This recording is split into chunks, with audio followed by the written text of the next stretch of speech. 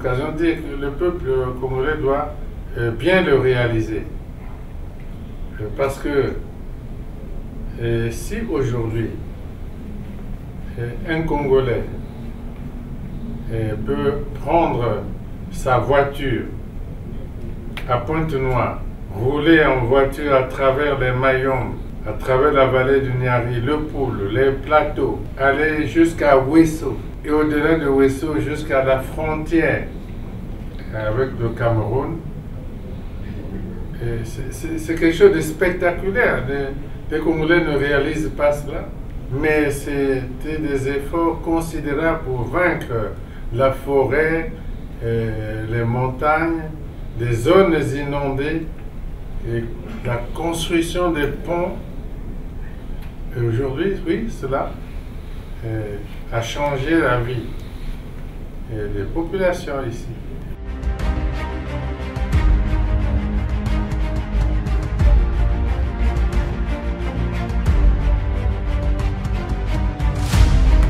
La République du Congo regorge de potentiel considérable tant sur le plan économique qu'environnemental.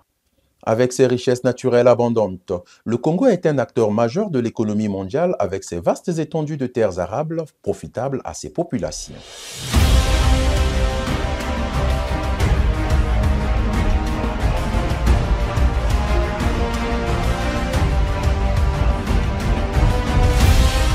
La République du Congo surmonte les défis majeurs pour réaliser son potentiel, parmi lesquels le développement des infrastructures. En relevant ces défis, la République du Congo peut exploiter pleinement ses atouts et assurer un développement économique et social durable.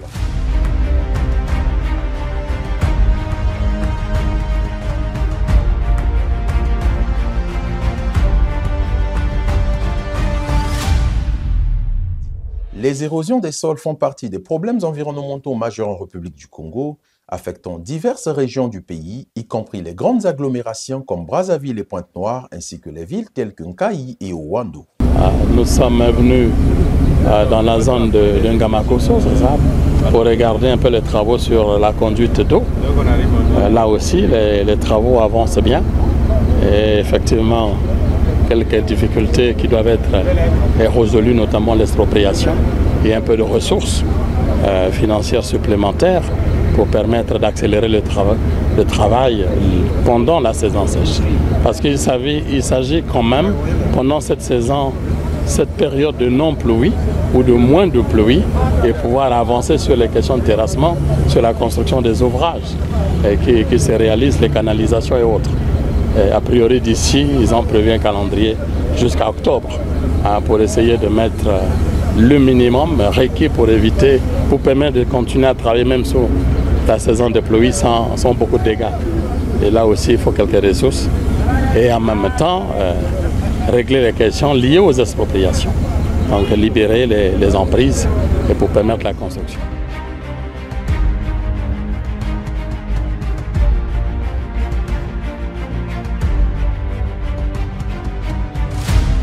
Ayant pour cause principale les facteurs climatiques, la République du Congo est située dans une zone équatoriale avec une forte pluviométrie, favorisant ainsi les érosions hybrides sur son territoire national.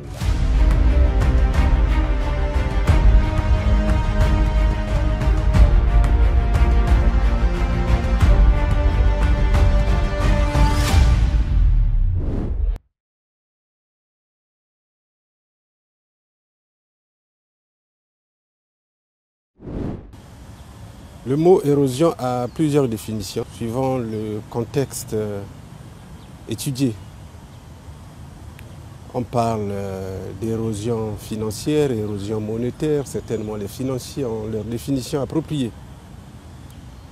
Dans les travaux publics, une érosion peut être définie comme une dégradation progressive d'un relief. Cette dégradation est due à des causes externes.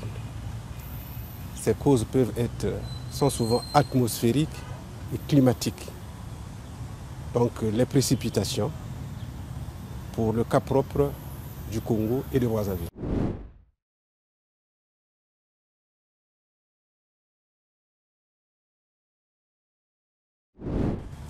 Alors, ce qu'on vit à Brazzaville, il y a d'abord des causes lointaines, qu'on peut appeler comme causes lointaines, et il y a des causes qui sont immédiates. Qu'est-ce qui provoque une érosion? Une érosion dans le contexte de Brazzaville, il y a d'abord la précipitation. Les précipitations de Brazzaville, surtout en ces mois d'octobre, novembre, décembre, c'est la grande saison des pluies. Il y a le type de sol rencontré. On constate bien que Brazzaville Sud a moins d'érosion que Brazzaville Nord. Parce que Brazzaville Sud, les sols sont plus ou moins plastiques. À Brazzaville Nord, les sols sont grainus, c'est-à-dire que ce sont des sables. Et les sables dits batékés, les sables fins. Ces deux causes, alliées à la présence humaine, c'est-à-dire l'homme, les occupations, sans viabilisation préalable. Le décapage de la couche végétale, la concentration des eaux, la vitesse des eaux. Voilà l'ensemble des facteurs qui concourent à la naissance d'une pointe d'érosion.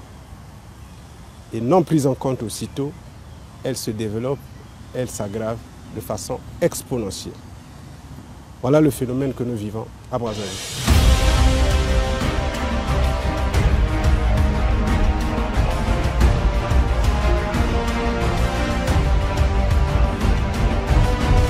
Sans laisser en marge les facteurs humains par le constat de l'urbanisation non planifiée aux côtés des problèmes de type de sol vulnérables à l'érosion, tels que les sols sableux et argileux, le triste constat est celui de la dégradation des infrastructures.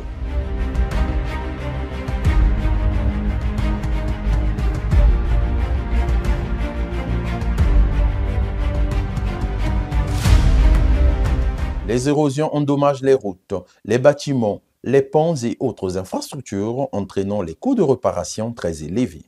Conséquence, les populations sont exposées au risque de perte de leurs habitations et moyens de subsistance.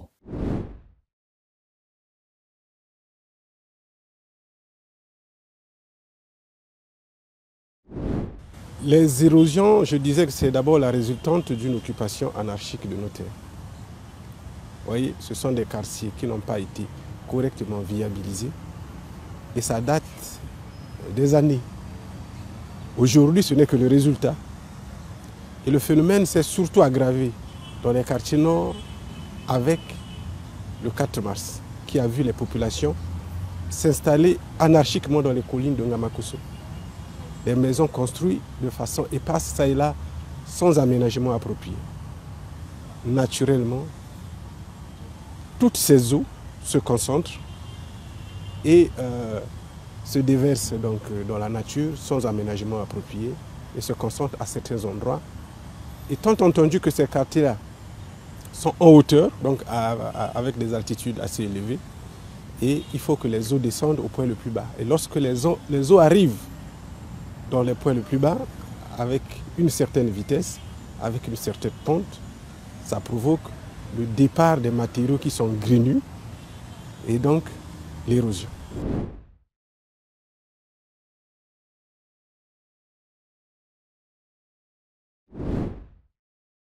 Il n'y a pas que Brazzaville, même beaucoup est menacé d'érosion.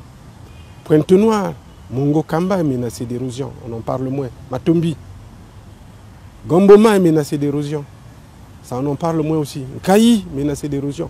Bref, j'en passe. Donc ce sont des phénomènes qui étaient attendus et qui étaient sur les techniciens aguerris. Une ville ne s'occupe pas de façon spatialement comme ça. Sans aménagement, ce n'est pas possible. Et surtout, nous sommes en hauteur à Brazzaville. Pour le cas de Brazzaville, vous voyez que les érosions nous menacent beaucoup plus que les quartiers qui sont en hauteur. Et avec les sols sablonneux, cela ne pardonne pas.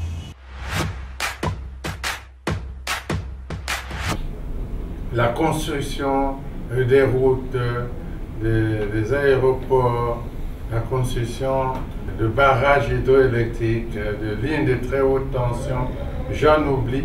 Cette coopération a apporté des changements dans la vie et aussi de notre peuple. Nous n'avons pas encore atteint les mêmes niveaux, mais des changements se sont produits dans ce pays.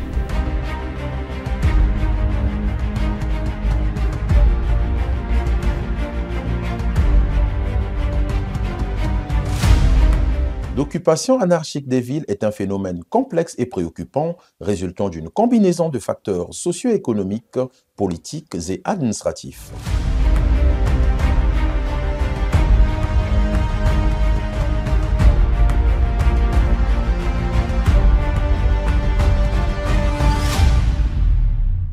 L'afflux massif des populations des zones rurales vers les villes, à la recherche de meilleures opportunités économiques et de services, dépasse souvent la capacité des infrastructures urbaines à les accueillir. Et enfin, ici, nous sommes à Kintélé sur la voie principale. Les travaux se déroulent bien, vous le réalisez avec nous. Mais la réalité ici, c'est que pendant la construction des 1000 logements, il avait été réservé un espace important pour cette voie principale, qui doit être une grande voie, donc avec la voie principale et les contre-allées. Mais malheureusement, nous nous rendons compte que les gens ont construit sur les espaces publics, y compris sur les canalisations. Vous l'avez vu vous-même, parce qu'il faut le filmer et le montrer. Donc ce sont des comportements inciviques. Vous construisez sur les espaces publics, avec des ouvrages réalisés, vous construisez au-dessus, vous faites filer ça, donc vous détruisez la route. Donc il va falloir enlever tout ça, raser tout ça, ce type de comportement. Il faut rétablir la voie telle qu'elle avait été prévue.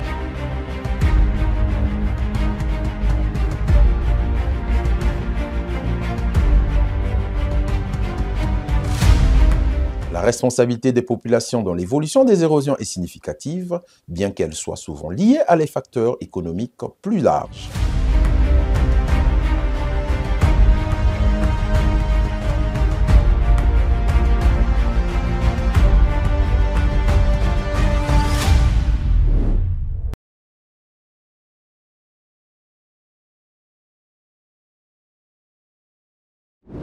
Donc le phénomène d'érosion, il n'est pas d'aujourd'hui. Hier, nous avons connu des érosions comme à Mimi, comme à Kazis, comme à Pilone, qui ont été maîtrisées. On n'a traité que des pointes. Donc on n'a pas traité on n'a pas pris à bras le corps le problème d'érosion lui-même qui part d'abord d'un problème d'occupation des sols, de l'urbanisme, d'abord des villes. L'aménagement du territoire, c'est tout le territoire national. Ce n'est pas l'aménagement des villes, c'est l'aménagement du territoire national. Oui, donc ce n'est pas seulement un problème de l'aménagement du territoire.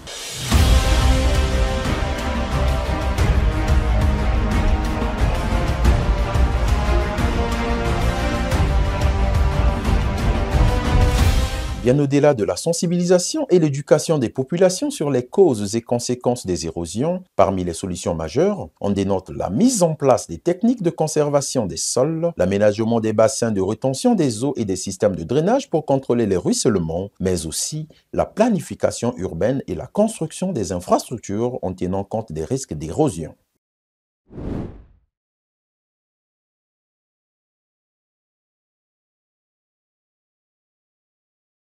Lorsque les populations s'y sont déjà installées,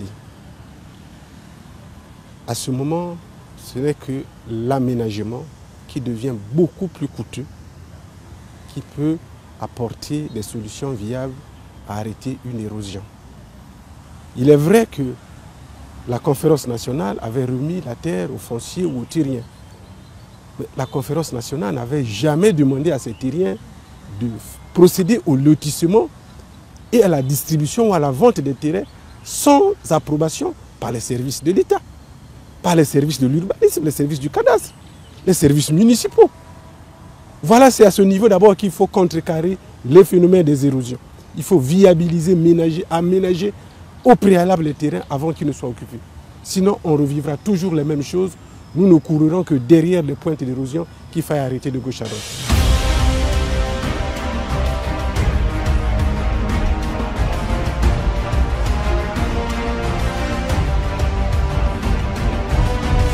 Qu'à cela ne tienne, L'État étant le garant de la tranquillité des populations, ne saurait laisser pour cause ses dignes fils.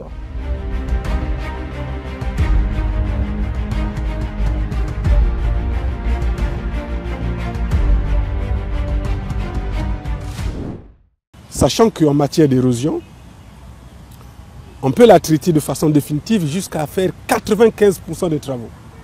Malheureusement, une seule pluie, le fait qu'il ait manqué 5%, une seule pluie en une nuit peut balayer tout le travail fait.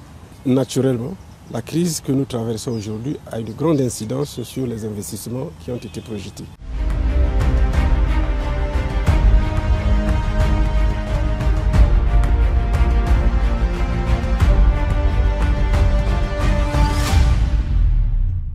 Sous la conduite éclairée de son Excellence M. Denis Sassou Nguesso, président de la République, chef de l'État, l'ensemble de ces défis sont pris en compte et des solutions idoines s'y trouveront.